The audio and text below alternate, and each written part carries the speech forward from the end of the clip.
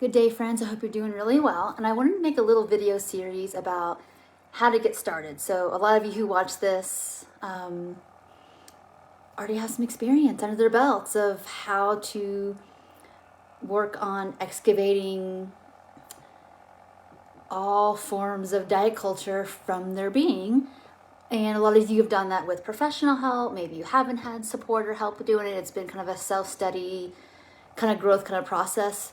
But I want to speak to all of us who, and just really name and articulate some of the phases we go through, because sometimes people, start recovery and they just, it feels as simple as, look, I'll just eat more food, or I'll just stop binging. And the book says to stop dieting. So I'll do that. And we don't really understand the container in which dieting or even binging provides to a lot of underlying feelings, sensations, memories, where we feel like we stand in the world. There's a whole bunch of stuff that's really connected to it. So it's almost like when you rip that Band-Aid off, a bunch of stuff comes up that we don't really exactly know how to cope with, which is why so many people, and it's normal. I mean, things are gonna, even a person who has the best support team on the whole planet and they can see them as much as they need would still have to work through the levels and the layers. So I want to share a couple, they're not tips, but they're just things that I know a lot of people have come to me personally. I said, I wish I would have known. So this is basically the wish I would have known video. So there's stages to this process. So stage one is that we need a stabilization period. So I kind of take a trauma model approach to working with eating disorders and diet trauma and binging and all the things. So what I suggest is that we need a container. If we're taking one container away, we need another, which means that if you're a person who has been deprivation driven eating, essentially just not eating enough or eating what you want, you're going to need some time to put back in those foods to eat what you want. And a way of looking at what you're trying to learn from this versus if I just eat whatever I want, what do I do if I don't feel good? And it seems like people don't feel like there's an answer to that. Well, the answer to that is, look, this is all about experimentation, and you don't have to eat things that you don't feel work with your GI system or whatever, but we need to investigate, is that really not working for your GI system, or is that just from malnutrition? What is this? So there's going to be a lot of nuances that are different for every single person. So we need a container to have a reference point of why we're doing what we're doing. So the beginning is, again, stabilization. If you're a person who feels like, I just kind of eat past fullness most of the time, sometimes it feels compulsive, sometimes a part of me is just afraid to stop, right there, now you recognize that you are going to need a container. And it could be a mental container. I need to think about what I'm thinking about when I'm eating, not to be critical of yourself, but just I really want that food, and I can have that food, because I'm not going to scare the part of me that thinks that stopping when I'm full means I'm back on a diet, or I can't have what I need. We're stopping because I want to sleep well tonight, or I know that when I eat a certain amount of dairy products per day, I have GI discomforts, but if I have this many a day, that I can handle that. My body can handle that, and those are different stories. One is honoring the body, and one is either overriding what feels good or just not eating it at all for fear of feeling uncomfortable. So we need to understand single thing we're doing in recovery, that it has a purpose to help us stabilize and to teach us something, and to show the parts of ourselves that have been through so much diet culture history stuff that it's not those times anymore. Okay, so we need a stabilization period for sure. So that might mean that you need a meal plan. And then on the opposite, some people do so much better with no rules, really. I mean, when I say no rules, I mean, a meal plan isn't a rule, but sometimes we're just so paralyzed by doing it wrong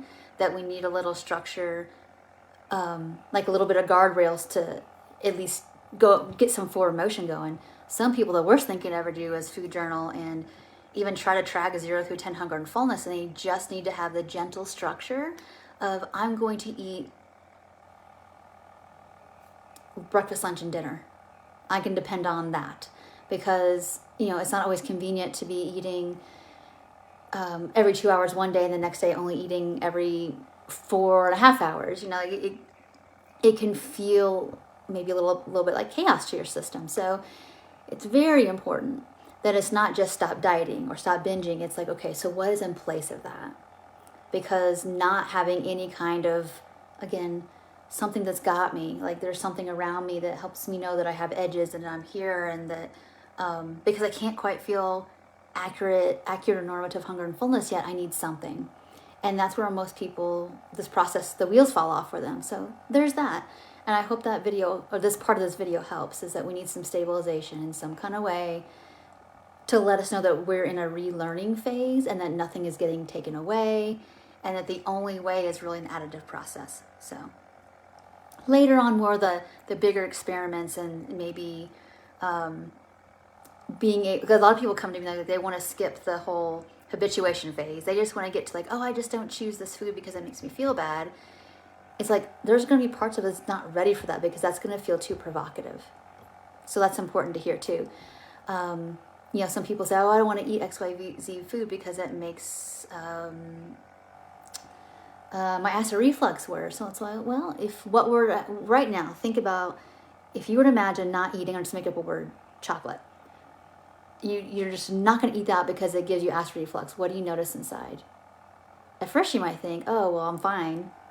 And then when the reality happens that you want chocolate cake, and then you don't let yourself have it, you know what's going to happen. It's either going to turn into a pattern or restriction, or we're going to even binge before we even get to the cake, right? So a gentler approach is going to be, well, how can I eat the chocolate cake in a way that minimizes acid reflux? That's what we have to figure out. So I hope this video helps you, because sometimes, and we can do it without food. It could be, gosh, I've been off track and been kind of stuck for a while, and I don't know how to get restarted. Go back to the basics.